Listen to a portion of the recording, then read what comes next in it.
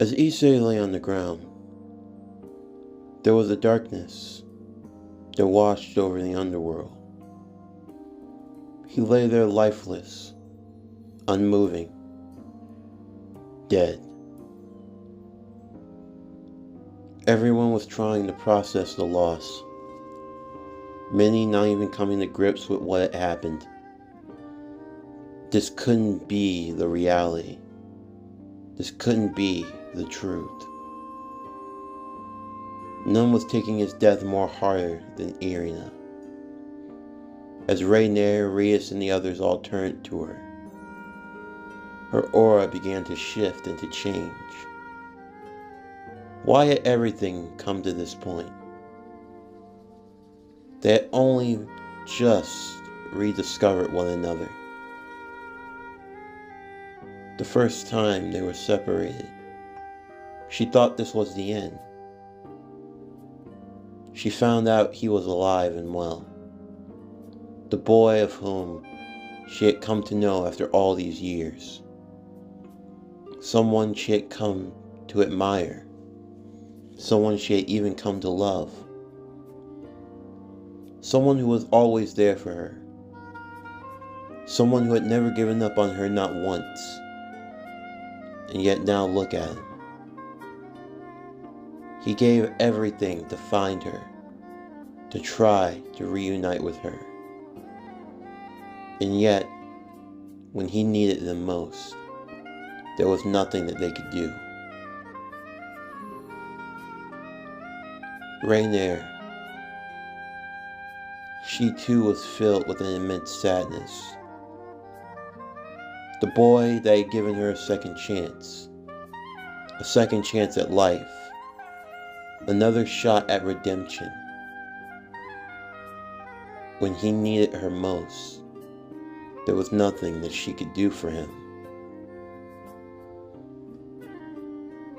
Irena would feel herself losing control in that moment,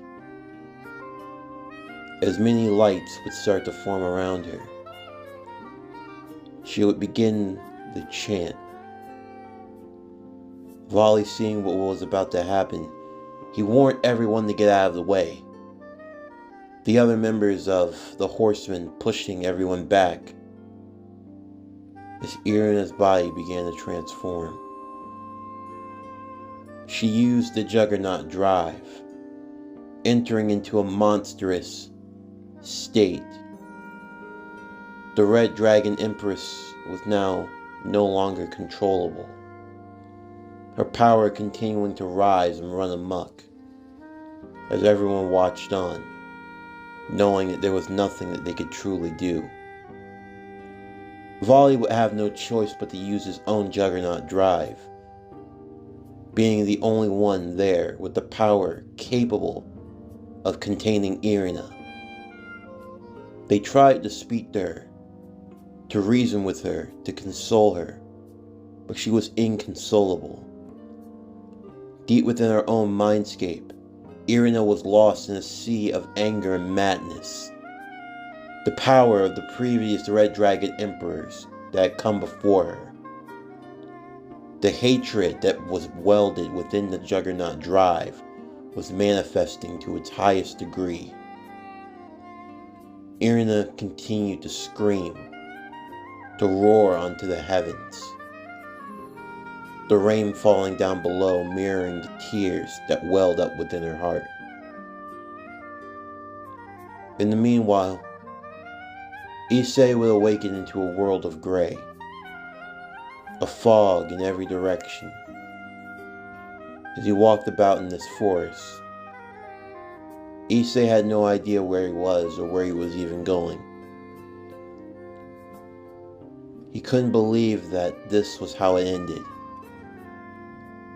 Despite everything, he wasn't strong enough to beat Blackheart.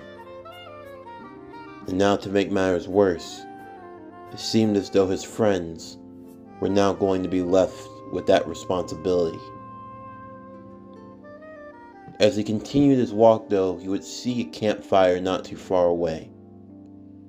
As he made his way there, he would see a man dressed in leather pants and in a leather jacket, As the man was stoking the fire, without even turning back, he acknowledged Issei's presence. Issei was a bit surprised by this, wondering how this man knew who he was. However, the man would simply turn back and usher Issei forward to the fire, telling him that he knew exactly who he was, one Ghost Rider to another. As Issei got a closer look, he realized the man standing there was none other than Johnny Blaze himself, the Ghost Rider that had come long before him. As Issei sat, the two of them looking into the fire, he asked where he was. You, my friend, are in a place we would like to call the Edge. The Edge? Yeah. It's a place where neither the living nor the dead reside. You could say it's a purgatory of sorts.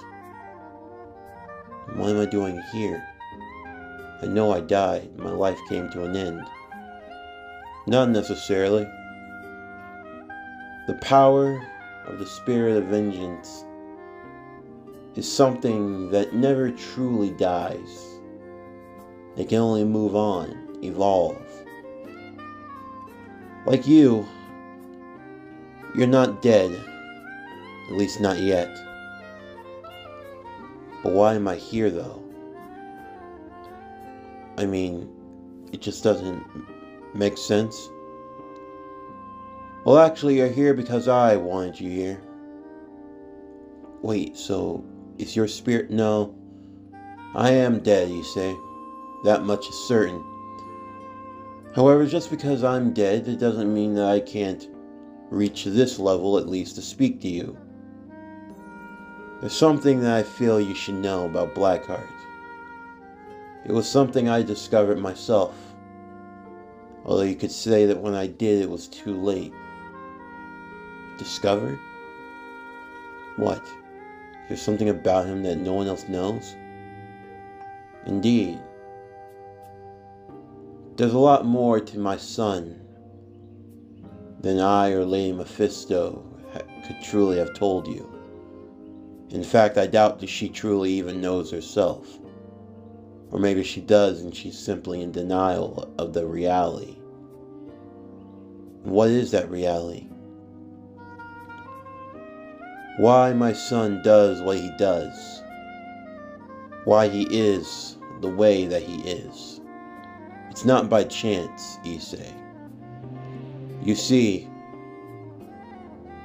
when he was taken from us, we tried desperately to save him. However, in the battle, he died in the process. Now, to bring him back to life, it wouldn't have been as hard as you might think it was. However, the problem is that unlike the other 4 Devil Kings, Lady Mephisto does not have the authority to bring the dead back to life. No, her title only allows her to watch over the wicked souls, to send them to their final destination. She can interact with a soul, but to bring it back into the moral existence, that is something she can't do. Even with you, Issei, you didn't die that night during the crash. You came close, but you still had just a little bit of life left, and that was all she needed to bring you back. However, as for our son, he died in our arms that fateful night. When she attempted to use the spirit of vengeance to bring our son back, it didn't work correctly, and whatever came back was not completely our son. What I learned in my fight with him, why he does what he does, why he is the way that he is because he wants his life to be brought to an end.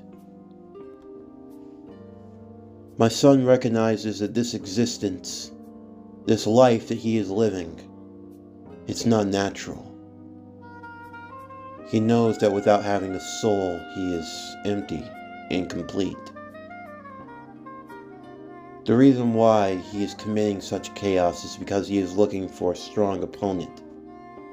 Someone with the power to end him once and for all. Wait a second. You're telling me he's doing all this because he wants to die? That is the case, Issei. He's looking for a powerful opponent. Someone who will defeat him and bring him to an end. However, he has been unable to find someone to satisfy him. After me, none of the Ghost Riders, even yourself, have been able to give him the fight that he's been looking for. However, you've changed recently. You've obtained a level of power that even I myself didn't know existed. And I believe that power might just be what he's looking for. Between you, the red dragon, and the white dragon, I believe that that is the power that will be needed to bring him to an end. I see. But even if I wanted to, I'm dead now. He sought to that himself. Not yet. There's still a little bit of life left within you. You can be brought back, but it will take a high amount of willpower. You have to want to go back, Issei. Right now you're caught in the lining between life and death. Your consciousness can go either way, but it all depends on your willpower and your spirit. If you believe you have unfinished business, if you are the one who will settle the score, then you can use the power to return. However, if your conviction is not strong enough, if you falter, then you will fall and slip into the final death from which you cannot return. As Issei thought this over, he reflected on everything he had been through up until that point in his life. Right now, he was in a crossroads. He could either return back to the world of the living, or he could slip away into death. For Issei, this was already a no-brainer. He knew what road he wanted to take. As he stood up, he thanked Johnny before preparing to leave, to push himself out of this existence. However, before leaving, Johnny would ask him to stay. Issei, I know this is probably a lot to ask of you, but I need you to save him. Save him? Yes. I need you to defeat my son, to free him from this curse. He's in so much pain. I tried my best, but in the end, when I fought him, I saw my baby boy, and I just couldn't find the strength to take him down, even though I should have. And now because of me, the world, potentially everything as we know it, could be in danger. Issei would walk over and place his hand on Johnny's shoulder, assuring him, letting him know that he would do what he could, and he would give it his all. And with that, Issei would leave. He had to find that power within, to find that place. As Issei continued to run, a light would appear in front of him. He chased the light, running and blazing a trail straight towards it without stopping. Meanwhile, in the real world, everyone was doing their best to try to hold Irena back. The power of the Juggernaut drive proving to be too much, Volley being the only one capable of holding her down. Meanwhile, with Issei's body, Asuya would look and see that the hole within his chest would be on fire. She could feel a life force starting to form. It was faint, and it needed all the support that she could give it. Asuya called over to Rias and Akano immediately as they went towards Issei's body. Rainier, seeing the phenomenon, she would run over as well. Koneko and Kuroka rushing over also. Asuya told them all to use their healing arts, whatever form they might have. They had to work together to bring Issei back. They all immediately did so, placing their hands upon him. They channeled all of their energy, everything that they could muster, giving it their all as his heart would slowly reconstruct itself. His body would soon be set ablaze, as if he had now turned into fire itself. However, the fire did not burn any of them. This was the flame of life, the flame of restoration. With that, Issei's whole would be completely restored, and before long, he would slowly awaken. Everyone looking to see that Issei was now brought back to life, they would rush over and hug him at once, happy to see that he was okay. Issei would slowly get his bearings about him as he looked over and he saw what was going on. He could see that Irena was in pain. She was thrashing around in her Juggernaut drive state. Volley was finally able to subdue her, using the power of divine dividing. He was able to siphon as much power as he could, Issei knowing that she needed him. He went to her at once, rushing as fast as he could. Deep inside Irena's own subconscious, she found herself thrashing in a state of agony. As she felt herself slipping further and further into the darkness of the Juggernaut drive, she would hear a familiar voice, a voice she thought she would never hear again.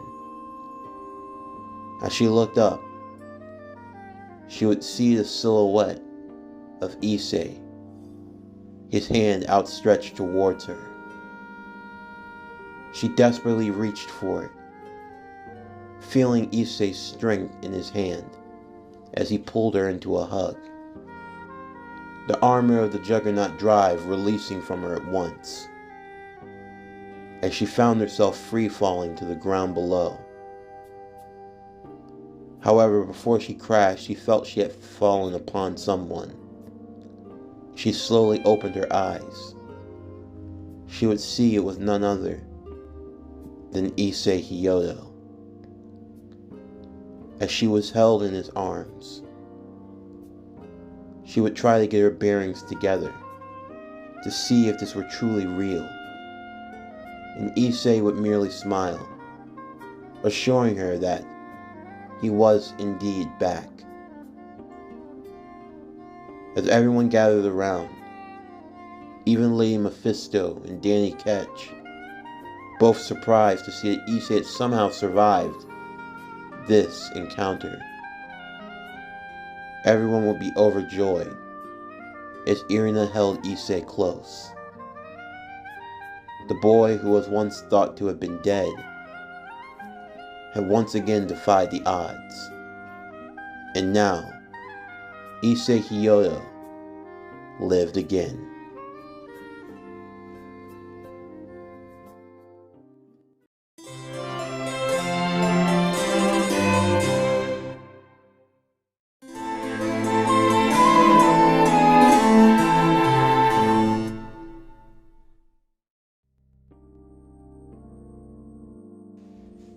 Everyone would spend some time in the underworld, recovering and resting from the battle.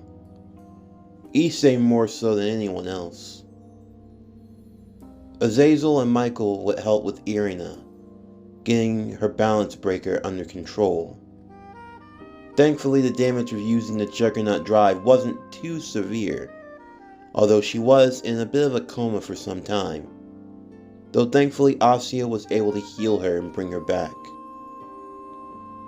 In the meanwhile, Issei would speak with Danny and Lady Mephisto of what happened, telling them of his meeting in Purgatory with Johnny Blaze.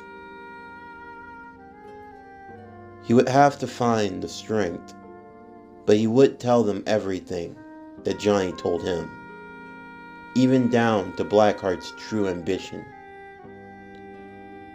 He knew that this would be hard for Lady Mephisto to hear. The idea that her son was still in so much pain. She wished that she could do more. She wished that things had been different. She bared this responsibility more so than anyone else. If she hadn't used that technique to bring him back to life, then things wouldn't have happened the way that they did. However, Issei and Danny would reassure her that now wasn't the time to try to blame themselves. The only thing they could do now was focus on stopping him once and for all. Before long, Rias and the others would eventually return back home. Some time had passed indeed, and summer vacation was almost at its end. To say that they had been through a lot would have been an understatement. Issei would spend his time resting and recovering, but before long he was continuing his hunt for the remaining 99 souls. He still had a promise to uphold after all. He had made amazing progress in the meantime. He was already at 81, meaning there wasn't that many left that he needed to find. And the offer had actually been modified. Lady Mephisto being in a giving mood, she now allowed for Issei to receive help, although he would be the one that would have to reap the souls. Rias and the others were more than willing to help Issei in his journey. Before long, he was able to accomplish more together than he ever could on his own. As for Irena, she had taken a short break to return back to heaven, as both she and Sir Michael were going to need to do a lot of work to truly master her new power, to find a safer way to access it without using the Juggernaut drive, an incomplete technique. Before long, Issei's class would begin planning and preparing for their school trip to Kyoto. Issei being a second year, meaning that Irena, Rainier, Asya, Biko, Zenobia, and Kiba would be attending with him. Because this was a trip only for the second years, this meant that technically Vali, who was a third year, wouldn't be able to go. Neither would Kuroka or Arthur, as well as Rias and Akino. And as for Koniko and Gasper, they were first years, so they wouldn't be going either.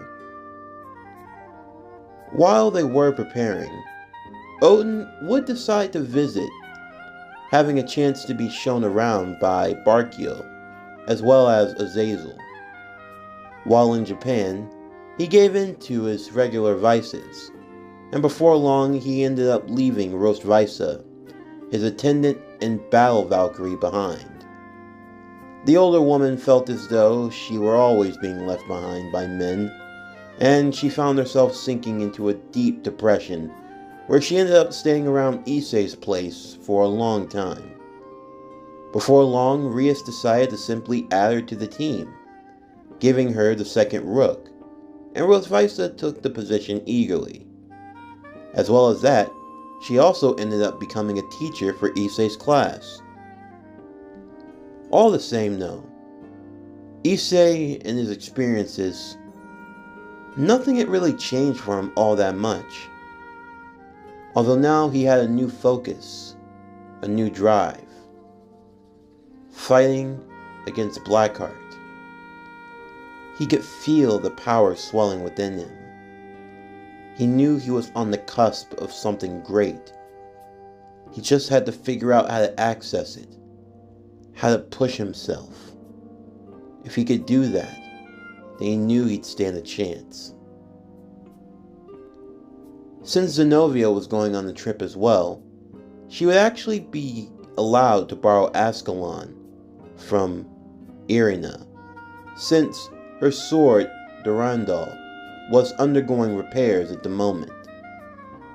Azazel and Rosvisa would be attending the trip as well, and Azazel would make sure to leave Volley to help Rias and the others back at home in case anything happened while they were gone.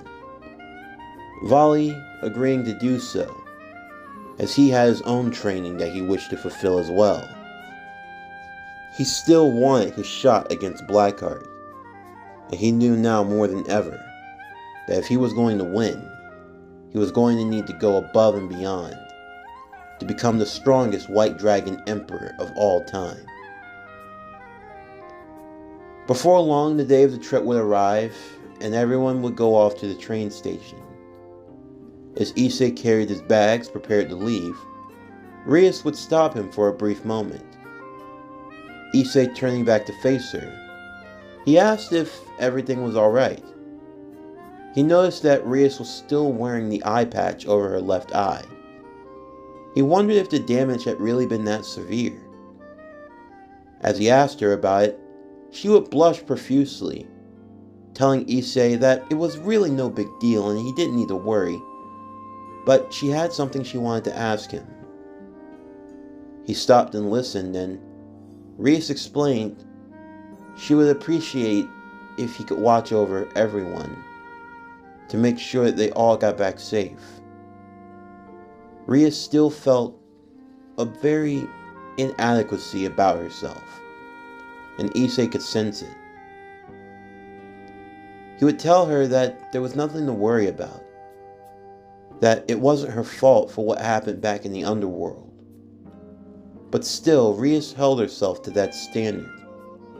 If Asya hadn't been taken by Diodora, then maybe none of this would have happened. Issei could have been killed. He pretty much was. And she could do absolutely nothing. However, Issei would pull Rias into a hug, telling her that she was always trying as hard as she could. She tried to shoulder so much of the burden to make everyone else happy. She might think that no one noticed, but Issei always took notice of her. He assured her that no matter what, she wouldn't be alone, so she didn't have to think that she was fighting all on her own. She had him and everyone else. These words of encouragement would be what Rias needed. As such, she would give him a quick kiss on the cheek, Issei being a bit surprised by this, as he boarded the train and waved. Of course, the other girls were watching from the window as well, and they were immensely jealous since they also wanted a chance with Issei, Rainier and Irena especially, Asya not being too far behind. While on the train, Issei would sit with 3 of them in particular. Asya sitting on one side, Irena sitting on the other, and Rainier sitting just across from them, although they would rotate and take turns, so that each girl would have a chance to be close to Issei. As they did so, Irena would take a moment to sit by herself. Using this chance for meditation, she would enter into her subconscious, as instructed by Michael and Azazel. Both she and Dreg were working on unlocking her full potential, something that wouldn't easily be done. However, if she was going to master the power and overcome the darkness of the Juggernaut drive, as well as being able to stand with Issei when the time came, she knew this was something she was going to have to do. As she did so, in her meditative state, she would end up meeting with Elsha, the strongest female Red Dragon Emperor that ever lived. Or you could say, the strongest Red Dragon Empress. Elsha would commend Irena for her strength, as she remarked that she had a strong love. That love could be the true fuel for her power, but she had to learn to channel it in the right way. She would give Irena a box. Irena had already received the key, and in doing so, she would then have to unlock her potential. However, Elsha would warn the struggles in doing so, and Irena would wait, knowing that the time would come when she would need this power. She just had to be ready to face that challenge when the time came. Before long, they would all arrive to the Kyoto station. After unboarding the train, Azazel and Rosvisa would give everyone instructions on what to do. Before leaving though, Azazel would speak to Issei, asking him what he planned to do while in Kyoto. Issei explained that there really weren't that many left that he needed to find, although there were a few in Kyoto, and he decided that maybe later on that night he would slip out and go do some searching. Azazel would tell Issei to simply be careful, and he would tell everyone to watch one another's backs, never knowing when the Chaos Brigade were going to strike. However, unknown to everyone else, the Chaos Brigade were actually already making their move. At least not in the way that you would think. They had hired a group, a special group, if you will. One that had a unique set of skills that could be used to their advantage. You see, Blackheart needed assistance getting to the dimensional gap. And he had come across a boy in particular, one of whom had those abilities. You see, unknown to everyone, Kyoto was in ground zero at the moment, as the Chaos Brigade were forming their plans within the shadows. There was a darkness that was looming over the city. Kyoto would potentially serve as the battleground for the final fight. A place in which all of good and evil would meet at the forefront. As far as which side would prevail, no one knew for certain. The light or the dark, which would win? That was something that only time could tell. As Issei settled in, he could feel it deep within himself, that his meeting with Blackheart, that time would come sooner rather than later. And he had a feeling that the next time they met, it would be the last time.